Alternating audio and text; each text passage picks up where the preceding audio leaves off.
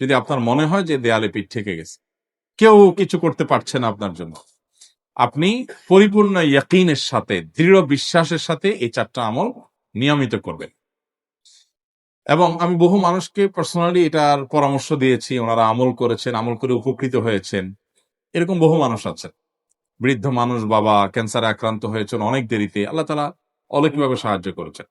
হ্যাঁ, কখনো যদি আল্লাহ তাআলা এই আমলগুলো করার পরও আমার বিপদ দূর না করেন, তাহলে হয় আমার আমলের মধ্যে কোনো ত্রুটি ছিল, অথবা আমার এই বিপদ দূর না হওয়ার মধ্যে আমার জন্য কোনো কল্যাণ নিহিত ছিল।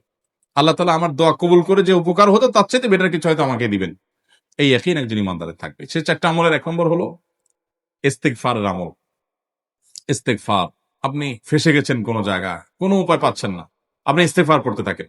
আস্তাগফিরুল্লাহ ওয়া আতুবু ইলাইহি, আস্তাগফিরুল্লাহ ওয়া আতুবু ইলাইহি, আস্তাগফিরুল্লাহ ওয়া আতুবু ইলাইহি, আস্তাগফিরুল্লাহ, আস্তাগফিরুল্লাহ, আস্তাগফিরুল্লাহাল্লাযী লা ইলাহা ইল্লা হুয়াল হাইয়ুল কাইয়্যুম ওয়া আতুবু ইলাইহি ওয়া লা হাওলা ওয়া লা কুওয়াতা ইল্লা বিল্লাহ। اللهم انت ربي لا اله الا انت خلقتني وانا عبدك وانا على عهدك ووعدك ما استطعت اعوذ بك من شر ما صنعت ابو لك بنعمتك علي وابو لك بذنبي ফাগফির লি ফাইন্নাহু লা ইয়াগফিরুয যুনুবা ইল্লা আনত। সাইয়্যিদুল ইস্তিগফার। এভাবে যে কোনো ইস্তিগফার পড়তে থাকেন, আপনি বেশি বেশি করে আল্লাহর কাছে ইস্তিগফার, ক্ষমা প্রার্থনা করতে থাকেন, খুব বেশি। আপনার 2 ঠোঁটে অনবরত আপনি চাইতে থাকেন আল্লাহর কাছে ক্ষমা। এই ইস্তিগফার সম্পর্কে নবী করিম সাল্লাল্লাহু আলাইহি ওয়াসাল্লাম বলেছেন, মাল্লাজিমাল ইস্তিগফার, যে ব্যক্তি ইস্তিগফারকে আঁকড়ে ধরবে, আঁকড়ে ধরা মানে কি, এটা ছাড়বে না, সে পড়তেই থাকবে অনবরত। টয়লেটে যাওয়ার সময়টা, ঘুমের সময়টা, খাওয়ার সময়টা বাদে, অবসর নামাজের সময়টা বাদে, বাকি সারাক্ষণ সে ইস্তিগফার পড়বে। এরকম যদি কেউ করে, আল্লাহ রাব্বুল আলামিন জাআলাল্লাহু লাহু মিন কুল্লি হাম্মিন ফারাজা ওয়া মিন কুল্লি যিকিন মাখরাজা, সকল পেরেশানি থেকে, সকল টেনশন থেকে বের হওয়ার পথ আল্লাহ তাআলা অলৌকিকভাবে তার জন্য আবিষ্কার করে দিবেন। এবং আমি আমার জীবনে যেটা বলেছিলাম, বিস্তারিত বলতে চাই না, এরকম এরকম পরিস্থিতি আসছে যে চোখের সামনে কোনো আপাতত রক্ষার কোনো পথ আর খোলা নেই, এমন ভয়াবহ বিপদ, ইস্তেগফার করতে করতে এমন ভাবে আল্লাহ তাআলা সাহায্য করেছেন যে এটা কল্পনা করলেও মনে হয় যে স্বপ্নের মতো। কিভাবে এখন এই লোক এই জায়গায় আসলো আমার সাহায্যের জন্য, এই লোক তো এটা আমি এই জায়গায় আসার কথা না, ঠিক উনি এসে হাজির হয়ে গেলেন এবং উপকারটা, আমার সমাধানটা হয়ে গেল সমস্যা। তো আলহামদুলিল্লাহ, বহুবার আমি পরীক্ষা করেছি, আর আমার পরীক্ষার 2 পয়সার দাম নাই। হাদিসে বলা আছে, গ্যারান্টি দেওয়া আছে, আমার পরীক্ষা করলেই কি না করলেই। তাহলে একটা আমল হলো কি, ইস্তেগফার। সব সময়ের জন্য এটা কন্টিনিউয়াস করবেন, আর এমনি অবসর সময় ইস্তেগফার করবেন।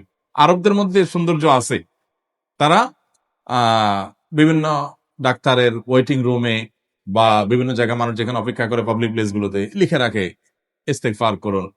আপনার হাইওয়ে গুলোর পাশে লেখা থাকে ইস্তেগফার করুন, এবং তারা আসলে একটু পরপর দেখা যায় ইস্তেগফার করে। ভালো মন্দ গুণ সবার মধ্যে আছে, তাদের এই ভালো গুণটা আছে, ইস্তেগফার বেশি বেশি করা। আমরা ইস্তেগফার সচরাচর এইভাবে অনবরত অবসর সময় করার অভ্যাস অনেকের মধ্যেই নাই। আমরা এটা চালু করবো ইনশাআল্লাহ। বিশেষ করে যখন কোনো সমস্যা হবে, তখন ইস্তেগফার চলতে থাকবে মুখে অনবরত, ধীরে ধীরে মহব্বতের সাথে নিজেকে, নিজের পাপ অপরাধগুলোর কথা স্মরণ করে আল্লাহর কাছে মাফ চাইতে থাকবো, পেরেশানি দূর হবে ইনশাআল্লাহ। 1 নাম্বার 2, দুরুদ।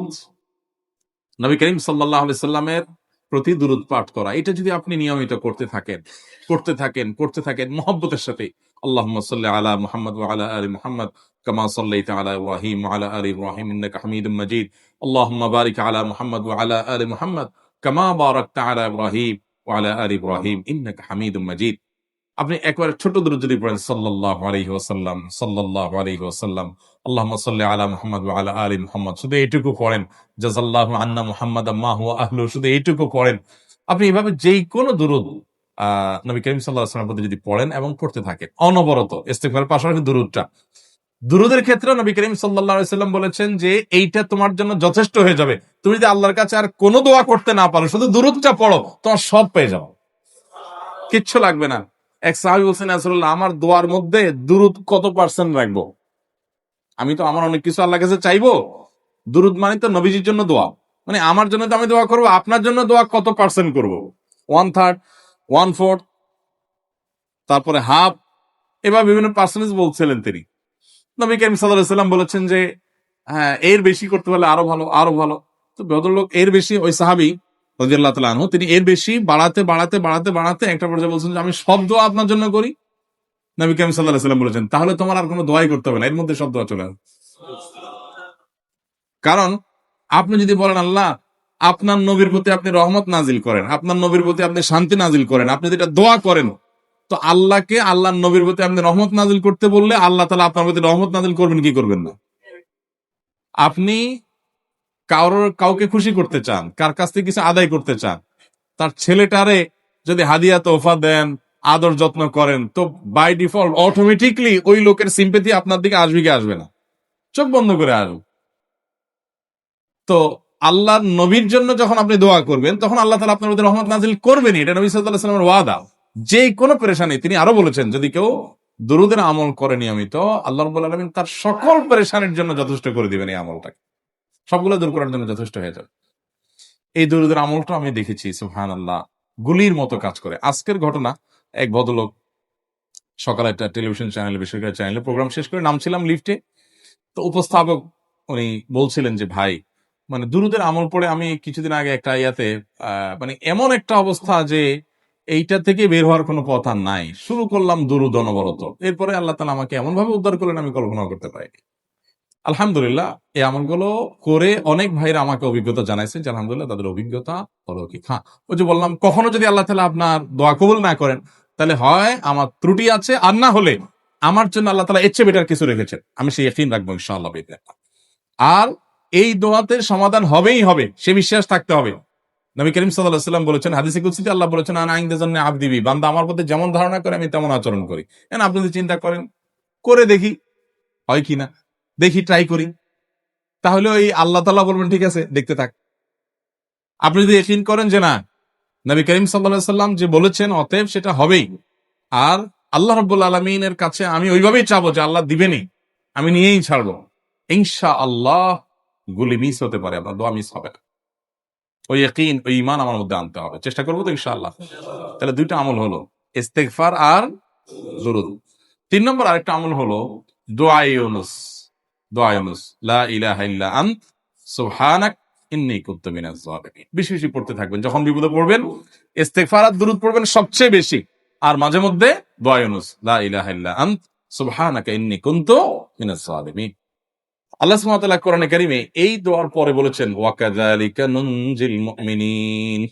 এই দোয়া পাঠ করার মাধ্যমে ইউনুস আলাইহিস সালামকে পৃথিবীর ইতিহাসের সবচেয়ে অলৌকিক ঘটনা, সকল সায়েন্স, সকল আপনার বিজ্ঞানের তত্ত্ব সবগুলোকে, আপনার সবগুলোর বিপরীতে বা সবগুলোকে আপনার ভুল প্রমাণ করে দিয়ে ওই জায়গাটার জন্য আল্লাহ তাআলা ইউনুস আলাইহিসকে মাছের পেটে ঢোকার পর সেখান থেকে আবার জীবিত রেখে বের করেছে। অক্সিজেন অভাবে সেখানে এমনি মারা যাওয়ার কথা, আরো নানা কারণে মারা যাওয়ার কথা, তাই না? কিন্তু আল্লাহ তাআলা তাকে রক্ষা করেছেন, কারণ উনি ওই বিপদে পড়ার পর থেকে এটা পড়তেছিলেন, লা ইলাহা ইল্লা আনতা সুবহানাকা ইন্নী কুনতু মিনাজ জালিমিন। তো আল্লাহ তাআলা কোরআনে বলেছেন এটা ইউনুস, তার নবী ইউনুস আলাইহিস সালামকে আল্লাহ তাআলা এর মাধ্যমে রক্ষা করেছেন, সেটা তার জন্য খাস না, এটা তার জন্য স্পেশাল না, বরং আল্লাহ বলেছেন ওয়া কাযালিকা নুনজিল মুমিনিন, এটা দিয়ে আমি তাকে রক্ষা করেছি, একইভাবে ঈমানদারদেরকেও এটার মাধ্যমে রক্ষা করব। এটা বড় অস্ত্র পেয়ে গেলাম, দোয়া ইউনুস বেশি বেশি করবো ইনশাআল্লাহ, লা ইলাহা ইল্লা আনতা সুবহানাকা ইন্নী। আমার দেশে আবার দেখা যায় বিপদ হয়ে গেলে তখন হুজুর ভাড়া করে যে ভাই আপনারা সবাই মিলে এটা 1,00,000 বার পড়ে দেন, 1,00,000 বার পড়ে দেন, টাকা দিমু আপনারা পড়ে দেন। আপনারটা আপনি পড়বেন ভাই, হুজুরদের কাছে দোয়া চান সমস্যা নাই, আর হুজুরদেরকে খাটায়া টাকা দিবেন কেন, এমনি টাকা দিবেন না দিয়া। আর এই দোয়া নিজে নিজে করতে থাকবেন। ইউনুস আলাইহিস সালাম ওই সময় কি লোক ঠিক করছিলেন যে ভাই আপনারা সবাই দোয়া ইউনুস পড়েন, আমি গেলাম, আমি মাছের পেটে গেলাম, আপনারা বসেন সবাই দোয়া ইউনুস পড়া দেন, করছেন উনি? ওনারটা উনি করছেন, তো আপনারটা আপনি শুরু করবেন, দোয়া ইউনুস না। 4 নম্বর আমল হলো ইয়া যাল জালালি ওয়াল ইকরাম, এটা বেশি বেশি করে পাঠ করবেন। নবী করিম সাল্লাল্লাহু আলাইহি ওয়াসাল্লাম বলেছেন, আলিজ্জু বিয়া যাল জালালি ওয়াল ইকরাম, ইয়া যাল জালালি ওয়াল ইকরাম, এইটাকে তোমরা আঁকড়ে ধরবে।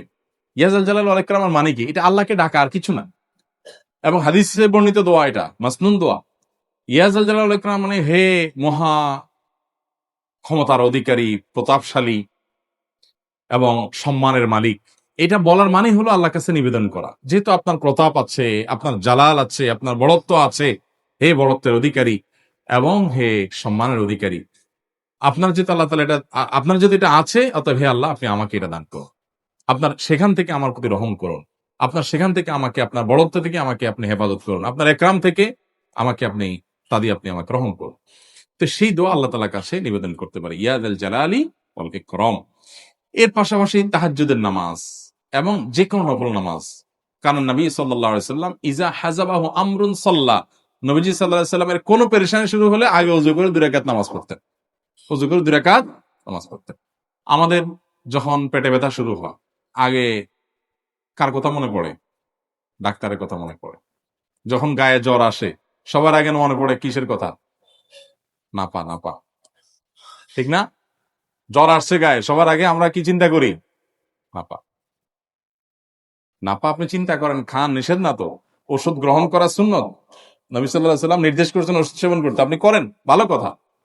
কিন্তু ইমানদার সবকিছুর আগে ব্যথা আসছে, তাহলে ব্যথার জন্য রাসূল সাল্লাল্লাহু আলাইহি ওয়াসাল্লাম একটা ওষুধ দোয়া শিখাইছেন, দোয়াটা আগে করবে, পাশাপাশি ওইটা করবে। এলো ইমানদারের কাজ। আমরা আজকাল ইমান থেকে অনেক দূরে সরে গেছি। আল্লাহ আমাদের সেই ইয়াকিন দান করুন।